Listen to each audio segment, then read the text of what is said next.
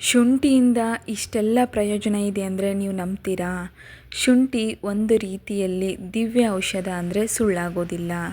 ಹಾಗಿದ್ರೆ ಬನ್ನಿ, ಇವತ್ತಿನ ವಿಡಿಯೋದಲ್ಲಿ ಶುಂಠಿಯಿಂದ ನಾನು ತೋರಿಸುವಂತಹ ಮನೆಮದ್ದು ನೀವು ಮಾಡಿಕೊಂಡ್ರೆ ನಿಮಗೆ ಕೆಮ್ಮು, ನೆಗಡಿ ಆಗಿರ್ಬೋದು ಅಥವಾ ಈ ಮೈಗ್ರೇನ್ ಅಂತಹ ಪ್ರಾಬ್ಲಮ್ಗಳಾಗಿರ್ಬೋದು, ವೆಯ್ಟ್ ಲಾಸ್ ಮಾಡ್ತಾಯಿದ್ರೆ ಎಲ್ಲದಕ್ಕೂ ಕೂಡ ಒಂದು ರಾಮಬಾಣ ಅಂತಲೇ ಹೇಳ್ಬೋದು. ಫಸ್ಟು ನಾನಿಲ್ಲಿ ಶುಂಠಿನ ನೀಟಾಗಿ ತೊಳ್ಕೊಂಡು ಇದನ್ನು ಒಂದು ಇಡ್ಲಿ ಜಾರಿಗೆ ಅಥವಾ ಹಬೆ ಮಾಡ್ಕೊಳೋಕ್ಕೋಸ್ಕರ ನಿಮ್ಮಲ್ಲಿ ಏನಿದ್ರೆ ಇಡ್ಲಿ ಪ್ಲೇಟ್ಸ್ ಇದ್ದರೆ ಅಥವಾ ಹಬೆ ಮಾಡ್ಕೊಳೋಕ್ಕೋಸ್ಕರ ಪ್ಲೇಟ್ಸ್ ಇದ್ದರೆ ಅದರಲ್ಲಿ ನೀವು ಹಬೆನ ಮಾಡ್ಕೊಳ್ಳಿ. ಫಸ್ಟು ನಾನಿಲ್ಲಿ ಒಂದು 10ರಿಂದ 15 ನಿಮಿಷಗಳ ಕಾಲ ಹೈ ಫ್ಲೇಮ್ನಲ್ಲಿ ಇಟ್ಕೊಂಡು ಹಬೆ ಮಾಡ್ಕೊಂಡಿರುವಂತಹ ಶುಂಠಿ ಏನಿದೆ ನೋಡಿ, ಇವಾಗ ತೆಗೆದಿದ್ದೀನಿ. ಹಬೆ ಮಾಡ್ಕೊಂಡಿರುವಂಥ ಶುಂಠಿ ತುಂಬ ಸುಲಭವಾಗಿ ಸಿಪ್ಪೆ ಏನಿದೆ ಬಂದುಬಿಡುತ್ತೆ. ಈ ರೀತಿ ನೀವು ಒಂದು ಚಾ ಸೋಸೋನ್ಗೆ ಸಾಣಿಗೆಗಳಿರ್ತಾವಲ್ವ, ಆ ರೀತಿ ಇರುವಂಥ ಸ್ಟೇನರ್ಗಳನ್ನ ತೊಗೊಂಡ್ಬಿಟ್ಟು ಹಿಂದಿನ ಭಾಗದಲ್ಲಿ ನೀವು ಸೋಸ್ಕೊಳೋದ್ರಿಂದ ಎಲ್ಲ ಕೂಡ ಕ್ಲೀನ್ ಆಗುತ್ತೆ. ನೋಡಿ, ಈ ರೀತಿ ಮೇಲ್ಗಡೆಯ ಸಿಪ್ಪೆ ಏನಿದೆ ಎಲ್ಲ ಕೂಡ ತೆಗೆದುಬಿಟ್ಟಿದ್ದೀನಿ. ಹಬೆ ಮಾಡ್ಕೊಂಡಿರೋದು ನೀಟಾಗಿ ತೊಳೆದು ಹಬೆ ಮಾಡ್ಕೊಳೋದ್ರಿಂದ ಸ್ವಲ್ಪ ಸಿಪ್ಪೆ ಇದ್ರೂ ನಡೆಯುತ್ತೆ, ಏನೂ ಪ್ರಾಬ್ಲಮ್ ಇಲ್ಲ. ಕಂಪ್ಲೀಟಾಗಿ ಡೀಪಾಗಿ ಹೋಗಲಿಲ್ಲ ಅಂದರೂ ಪರವಾಗಿಲ್ಲ. ನೀಟಾಗಿ ನೀರಿನಲ್ಲಿ ವಾಶ್ ಮಾಡ್ಕೊಳ್ಳಿ. ನೆಕ್ಸ್ಟ್ ನೋಡಿ, ಈಗ ಇವೆಲ್ಲವನ್ನು ಕೂಡ ಕಟ್ ಮಾಡ್ಕೊತಾ ಇದ್ದೀನಿ. ಕಟ್ ಮಾಡ್ಕೊಂಡ್ಬಿಟ್ಟು ಮಿಕ್ಸಿ ಜಾರಿಗೆ ಹಾಕ್ಕೊತಾ ಇದ್ದೀನಿ. ನಾವು ಶುಂಠಿನ ಹಬೆ ಮಾಡಿಕೊಂಡು ಸೇವಿಸೋದ್ರಿಂದ ಈ ಎದೆಯಲ್ಲಿ ಕುಂತಿರುವ ಕಫ ಆಗಿರ್ಬೋದು, ಗಂಟ್ಲ ಕೆರೆತ ಆಗಿರ್ಬೋದು ಎಲ್ಲವೂ ಕೂಡ ಕಮ್ಮಿ ಆಗುತ್ತೆ. ಇದಕ್ಕೆ ಏನೇನು ಇಂಗ್ರೀಡಿಯೆಂಟ್ಸ್ ಹಾಕಬೇಕಂತ ತೋರಿಸ್ಕೊಡ್ತಾ ಇದ್ದೀನಿ ನೋಡಿ.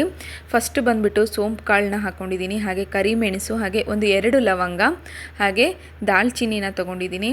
ಹಾಗೆ ಇದಕ್ಕೆ ಸ್ವಲ್ಪ ಏಲಕ್ಕಿ, ಸ್ವಲ್ಪ ಅರಿಶಿನ, ಹಾಗೆ ಇದಕ್ಕೆ ಸ್ವಲ್ಪ ಜೀರಿಗೆ. ಇವೆಲ್ಲವೂ ಕೂಡ ನೀವು ಅಳತೆ ಪ್ರಕಾರ ಹೇಳುವಾಗಿದ್ರೆ ಅರ್ಧ ಟೇಬಲ್ ಸ್ಪೂನ್ ಆಗುವಷ್ಟು ಹಾಕಿದರೆ ಸಾಕಾಗುತ್ತೆ. ಇದನ್ನು ಒಂದು ಟೈಮ್ ಮಾಡ್ಕೊಂಡು ಇಟ್ಕೊಂಡ್ರೆ ವೆಯ್ಟ್ ಲಾಸ್ ಮಾಡೋ ಟೈಮಿಗಾಗಿರ್ಬೋದು ಅಥವಾ ಕೆಮ್ಮು ನೆಗಡಿ ಜಾಸ್ತಿ ಆಗಿದ್ದರೆ ಎಲ್ಲದಕ್ಕೂ ಕೂಡ ಈ ಒಂದು ಮನೆ ಮದ್ದಿದ್ರೆ ಸಾಕಾಗುತ್ತೆ ನೋಡಿ. ಹೆಚ್ಚು ಇದನ್ನು ನೀವು ಸೇವಿಸೋದ್ರಿಂದ ಹಾಸ್ಪಿಟ್ಲಿಗೆ ಹೋಗೋದು ಕೂಡ ತಪ್ಪುತ್ತೆ.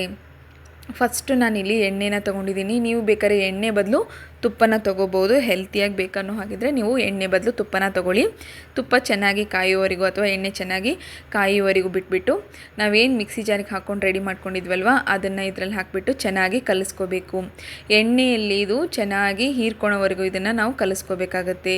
ಇದನ್ನು ನೀವು ಗೋಲಿ ಥರ ಅಂದರೆ ಉಂಡೆ ಆಕಾರದಲ್ಲಿ ಮಾಡ್ಕೊಂಡ್ಬಿಟ್ಟು ಇದನ್ನು ಇಟ್ಕೊಂಡ್ರೆ ಒಂದು 15 ದಿನಗಳ ಕಾಲ ಆರಾಮ್ಸೆ ಬರುತ್ತೆ.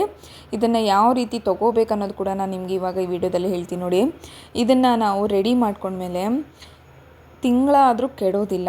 ಆದರೆ ನೀವು ಇದನ್ನು ಆಲ್ಮೋಸ್ಟ್ ಒಂದು 15 ಡೇಸಿಗೆ ಆಗುವಷ್ಟು ಮಾಡಿಕೊಂಡ್ರೆ ಸಾಕು, ಜಾಸ್ತಿ ಏನು ಬೇಕಾಗೋದಿಲ್ಲ.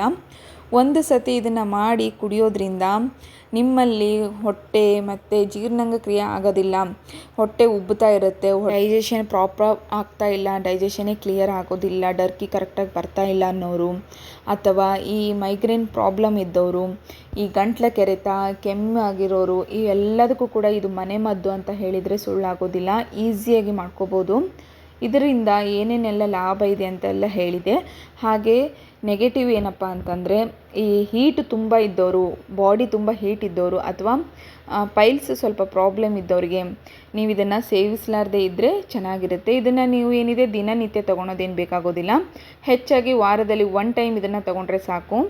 ಯಾಕಂತಂದರೆ ಬಾಡಿ ಹೀಟ್ ಜಾಸ್ತಿ ಇದ್ದರೆ ಏನಾಗ್ಬಿಡುತ್ತೆ ಅಂತಂದರೆ ಇದು ಇನ್ನೂ ಹೀಟಾಗಿ ನಮ್ಮ ಹೆಲ್ತನ್ನ ಕೆಡಿಸುತ್ತೆ. ಹಾಗಾಗಿ ಪೈಲ್ಸ್ ಪ್ರಾಬ್ಲಮ್ ಇದ್ದವರು ಇದನ್ನು ಅವಾಯ್ಡ್ ಮಾಡಿದರೆ ಒಳ್ಳೆಯದು. ಈಗ ಇದು ರೆಡಿಯಾಗಿದೆ ನೋಡಿ. ಎಣ್ಣೆ ಏನಿದೆ ಇದ್ರ ಜೊತೆ ಚೆನ್ನಾಗಿ ಕಲ್ತ್ಕೊಂಡ್ಬಿಟ್ಟಿದೆ, ಮಿಕ್ಸ್ ಆಗಿದೆ. ಈಗ ಇದನ್ನು ನಾವು ಉಂಡೆ ಆಕಾರದಲ್ಲಿ ಬರುತ್ತೋ ಇಲ್ಲೋ ನೋಡ್ಕೋಬೇಕು. ಉಂಡೆ ಆಕಾರ ಬರೋವರೆಗೆ ಇದನ್ನು ಚೆನ್ನಾಗಿ ಫ್ರೈ ಮಾಡ್ಕೋಬೇಕು. ಈಗ ಇದಕ್ಕೆ ಸ್ವಲ್ಪ ಸಾಲ್ಟನ್ನು ಆ್ಯಡ್ ಮಾಡ್ಕೊಂಡಿದ್ದೀನಿ, ಮಿಕ್ಸ್ ಆಗಿದೆ ಹೇಳೋದು. ಅದನ್ನು ಕೂಡ ಹಾಕಿದ ಮೇಲೆ ಚೆನ್ನಾಗಿ ಉಂಡೆ ಮಾಡಿಕೊಂಡು ರೆಡಿ ಮಾಡ್ಕೊಂಡಿರುವಂತಹ ಹಸಿ ಶುಂಠಿಯ ಉಂಡೆಗಳು. ಈಗ ಇದನ್ನು ನಾನು ನಿಮಗೆ ಮೊದಲೇ ಹೇಳಿರೋ ಹಾಗೆ ರಾತ್ರಿ ಹೊತ್ತು ಸೇವಿಸೋ ಹಾಗಿದ್ದರೆ ಸ್ವಲ್ಪ ಬಿಸಿನೀರಿನಲ್ಲಿ ಇದನ್ನು ಉಗುರು ಬೆಚ್ಚ ನೀರಿನಲ್ಲಿ ಈ ಒಂದು ಉಂಡೆನ ಪೂರ ಹಾಕಿಬಿಟ್ಟು ಶೋಧಿಸ್ಕೊಂಡು ನೀಟಾಗಿ ಶೋಧಿಸ್ಕೋಬೇಕಾಗುತ್ತೆ. ಯಾಕಂದರೆ ಇದರಲ್ಲಿ ಕಸರುಗಳು ಹಾಗೆ ಉಳ್ಕೊಂಡಿರುತ್ತೆ. ಹಾಗಾಗಿ ಇದನ್ನು ಶೋಧಿಸ್ಕೊಂಡು ನೀವು ಕುಡಿಯೋದ್ರಿಂದ ನಿಮ್ಮ ಬಾಡಿಯಲ್ಲಿರುವಂತಹ ಬ್ಯಾಡ್ ಕೊಲೆಸ್ಟ್ರಾಲಿಂದ ಹಿಡಿದು ವೆಯ್ಟ್ ಲಾಸ್ ಮಾಡಬೇಕಾದ್ರೆ ಬ್ಯಾಡ್ ಕೊಲೆಸ್ಟ್ರಾಲ್ ಎಲ್ಲ ಕೂಡ ಮಾಯವಾಗುತ್ತೆ. ಹಾಗೆ ನೆಗಡಿ ಕೆಮ್ಮು ಜ್ವರ ಕೂಡ ಹೋಗುತ್ತೆ.